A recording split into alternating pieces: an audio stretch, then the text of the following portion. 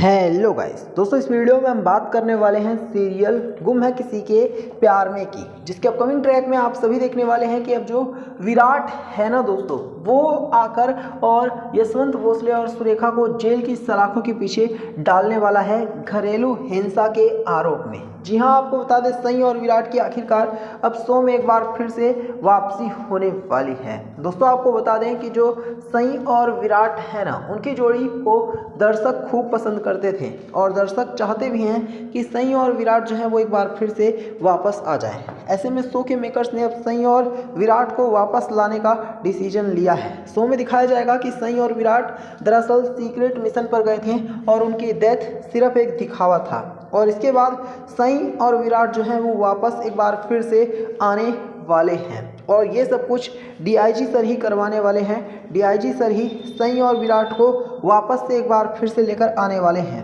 हालांकि ये सारी बातें अब जो यशवंत भोसले और सुरेखा हैं उनके लिए काफ़ी ज़्यादा खतरनाक साबित होने वाली हैं। तो चलिए मैं आपको डिटेल में बताता हूँ कि कैसे अब जो यशवंत भोसले और सुरेखा हैं उनकी बहुत बड़ी हालत ख़राब होने वाली है विराट और सनी के आने के बाद, और कैसे अब जो सभी है उसकी ही हुकूमत चलने वाली है भोसले हाउस में, इसकी भी मैं आपको जानकारी देता हूँ। दरअसल आप सभी ने देखा होगा दोस्तों कि जो हमारी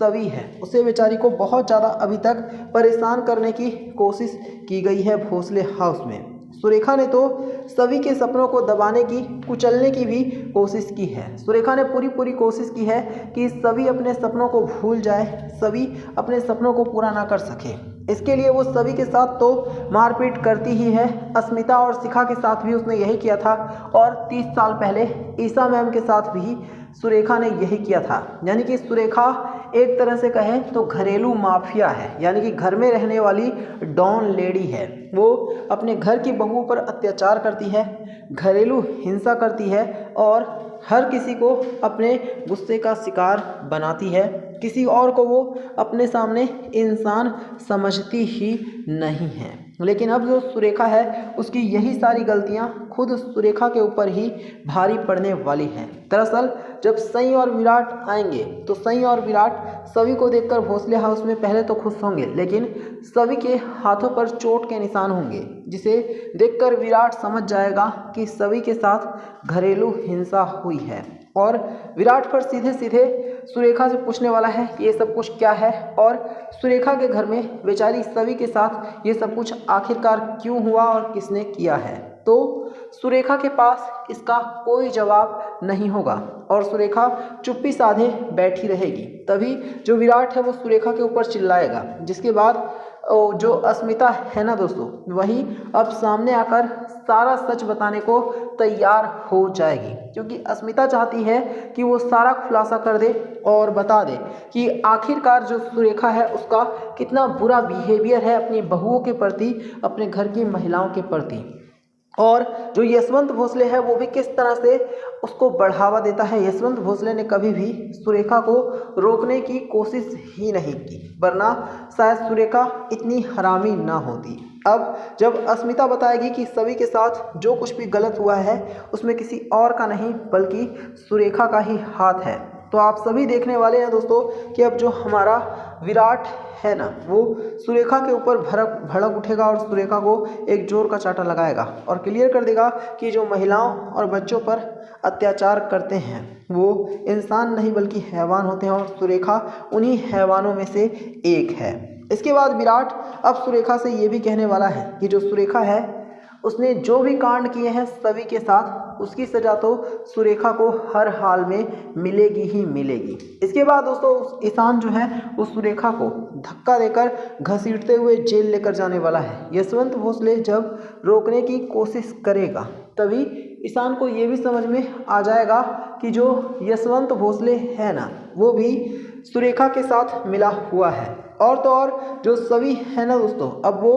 यशवंत भोसले और सुरेखा के खिलाफ बयान देने वाली है। सभी बताने वाली है कि जो यशवंत भोसले और सुरेखा है वो कैसे दरिंदे इंसान हैं और बेचारी सभी के साथ कितना गलत काम उन्होंने करने की कोशिश की है। साथ ही साथ सभी को मारा पीटा भी है, सभी के सपने को दबाने कुचलने की कोशिश की गई है, सभी का कॉलेज जाना तक बंद करा दिया और सभी से अत्याचार भी किया जा रहा है। अब जो सई है ना, वो सबसे पहले गुस्से में आएगी और सुरेखा को एक जोर का चांटा लगा देगी और सई कहने वाली है कि आज तक उसने अपनी बेटी सवी के ऊपर जब वो छोटी थी तो एक भी हाथ नहीं उठाया, तो फिर सुरेखा की इतनी हिम्मत कैसे हुई ये सब करने की। और तो और जो ईशान है ना दोस्तों, वो भी अब सीधे सीधे सवी का ही साथ देने वाला है और ईशान भी क्लियर कर देगा कि जो सवी है वो बहुत ही अच्छी लड़की है और अगर सच में कोई गलत है तो वो कोई और नहीं बल्कि सुरेखा ही है, जिसने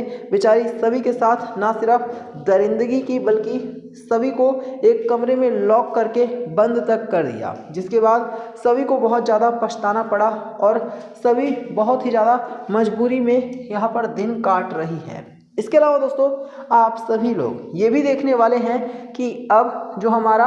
ईशान है ना, वो सई और विराट से आशीर्वाद लेने वाला है, क्योंकि विराट जो ईशान है जो वो विराट और सई का दामाद बन चुका है और ईशान बताने वाला है कि उसने सभी से शादी कर ली है और वो पूरी ज़िंदगी सभी का साथ भी देगा। हालांकि दोस्तों आपको बता दें कि जो विराट है ना और सई है, उनके लिए किसी पर भी विश्वास कर पाना थोड़ा मुश्किल सा लग रहा है।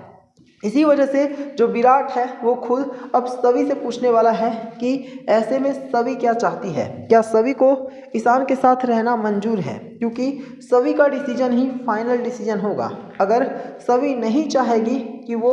ईशान के साथ रहे तो कोई ज़रूरी नहीं है कि सभी के साथ किसी भी तरह की कोई ज़बरदस्ती की जाए। ये सुनने के बाद सभी क्लियर कर देगी कि वो ईशान के साथ रहना चाहती है, क्योंकि सभी को अब एहसास हो चुका है कि जो ईशान है वो एक अच्छा इंसान है और सभी पूरी ज़िंदगी ईशान के साथ रह भी सकती है और काफ़ी खुश भी रहेगी, काफ़ी महफूज रहेगी। जिसके बाद सई और विराट अब ये डिसीजन लेने वाले हैं कि वो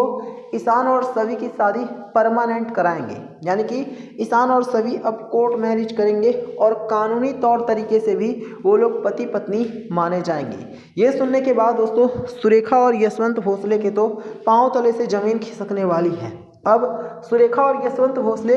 जेल की चक्की पीसते हुए कौन सी चालें चलेंगे, वो कैसे यशवंत भोसले और सुरेखा ईशान और सभी की शादी को रोकने की कोशिश करेंगे, क्या गुल खिलाते हैं वो लोग, ये देखना